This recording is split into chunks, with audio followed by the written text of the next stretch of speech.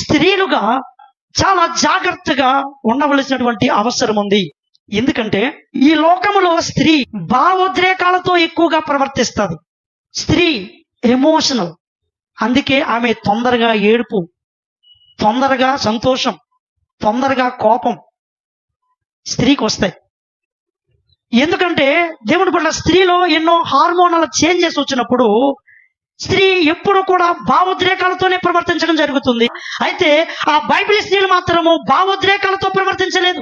Bible జ్ఞానంతో కూడినటువంటి జ్ఞానంతో ప్రవర్తించారు. కాబట్టి భావోద్రేకాలతో ప్రవర్తిస్తున్నావా, లేదంటే జ్ఞానంతో సత్యంతో నువ్వు ప్రవర్తిస్తున్నావా ఒక్కసారి ఆలోచన. భావోద్రేకాలతో ప్రవర్తించి ఉంటే, ఒకవేళ ఇప్పటికీ ఉంటే, రేపు కూడా ఉంటే, నీ జీవితంలో చాలా కష్టాలు నష్టాలు నువ్వు తెచ్చుకుంటావు. చూడండి, మొట్టమొదటిగా ఏం జరుగుతుందంటే మన కుటుంబాలు దెబ్బతినేస్తాయి. ఎందుకంటే పిల్లలు మాట్లాడలేదు అనుకోండి, ఒకవేళ భర్త మన ఆశకు ఆలోచనకు భిన్నంగా ఉన్నాడు అనుకోండి, వీలైతే కోపపడి మాటలు, లేకపోతే ఏడుపు, ఈ రెండు లేకపోతే మాట్లాడకుండా కోపం ఇచ్చి మంచం మీద.